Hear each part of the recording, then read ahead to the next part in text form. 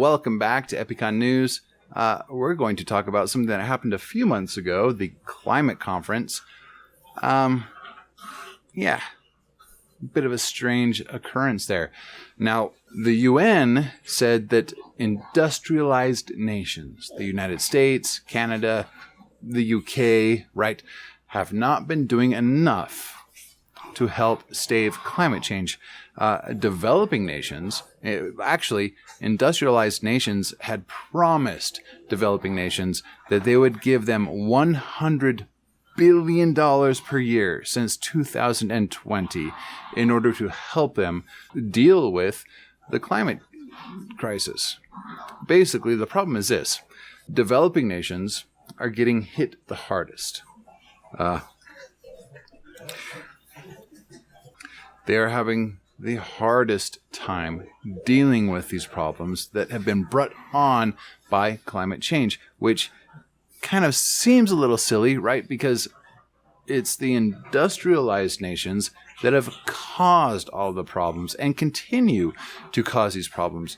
The problem is that industrialized nations, first world nations, these are the countries that have been the primary contributors to global warming, have been the primary polluters, and the developing nations have not had a fair cent to do with any of it, yet they're the ones that are getting hit the hardest. This presents a little bit of a problem. So during the climate conference, early November, I believe the first couple of weeks of November, the UN said that industrialized nations needed to step it up a little bit. So since 2020, industrialized nations have promised that they would contribute, that they would donate $100 billion per year to developing nations in order to deal with these issues. In 2020, industrialized nations donated $28 billion, and that's it. Since 2020, they promised $100 billion per year, handed over $28 billion, and just kind of dropped the ball since then. Not one single indication that anybody was willing to drop one more tiny little penny. So it's been 3 years now, having promised $100 billion per year, which by now 2020, 21, 22, and now 23 would have amounted to $400 billion, and only $28 billion has been actually donated to developing nations. To make matters worse, this last conference, the UN stated that in order to even deal with the continuing increase, like the mounting problems that continue to just pile up as global warming continues to rise, that the developing nations would need at least 10 times the amount of the original promise. 10 times the amount of the original $100 billion per year. And it continues to increase. It's not just, well, we suddenly think that we need 10 times more. No, it's that the necessary amount to be able to properly deal with the consequences of global warming by the developing nations is continually increasing. It's like an exponential climb, right? It just keeps getting worse and is going to keep getting worse. It's not going away anytime soon. These issues are escalating quickly. In fact, NPR reported that money is at the top of the agenda for the climate conference. Now, just think about the kind of ridiculous nature of this. This little weird symbol, this idea, this thing that has no real value or substance other than what we have chosen to believe it has. has become the main. It has become, we believe in it so much that it is actually the fulcrum upon which all of this rests. We could help each other out. We could send people over there on volunteer missions and vice versa, right? We could do that, but the money's not there. So isn't that weird that we just follow this imaginary idea around like it's a god and literally worship it like it's a god? And it is so fundamental. Not only has it been the cornerstone to the whole climate crisis in the first place, if it wasn't for the financial incentive, a lot of the pollution wouldn't have happened.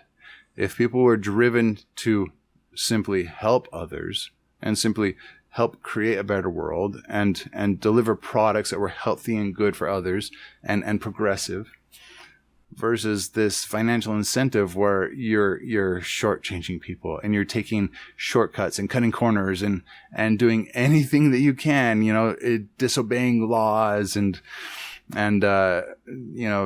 being sneaky and all this, corrupt sort of ideology that gravitates around the concept that we attribute value to this little tiny nonsense symbol. So now this nonsense symbol suddenly holds all the value. So it's an extremely powerful thing, even though it doesn't actually exist.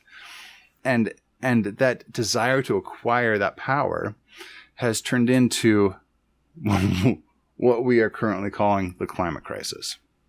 Yeah, isn't that bizarre that money is the cause, more or less, right?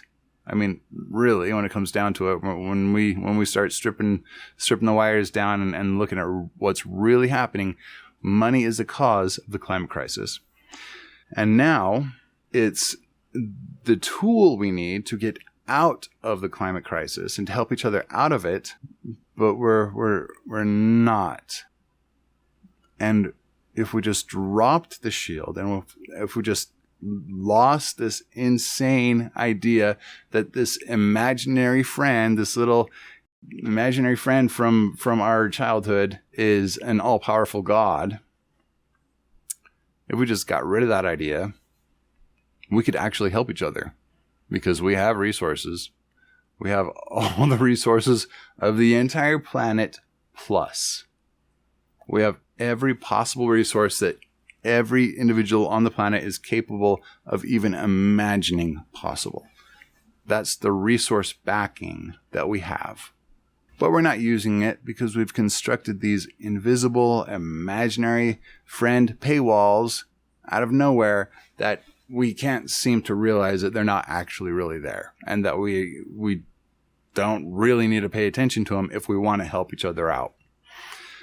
Yeah. Lastly, this whole thing is a reactive.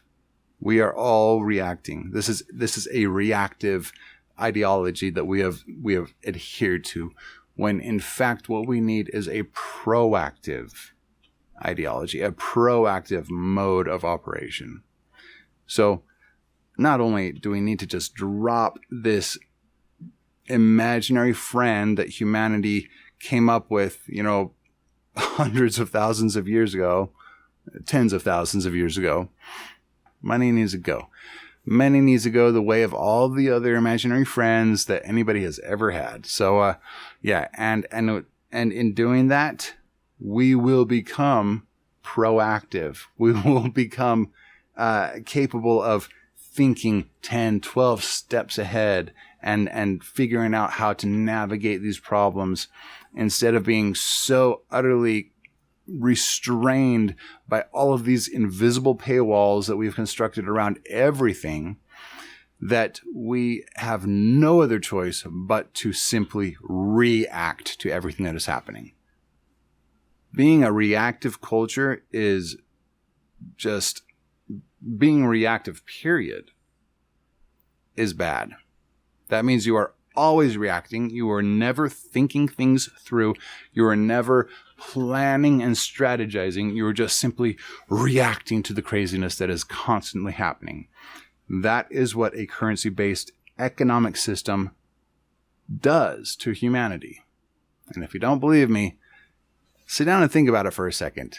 It is exactly what currency-based economics does to the human race. All right. So that's it for this one. Thank you so much for listening. I will see you guys. Happy freaking New Year. Please like, share, subscribe.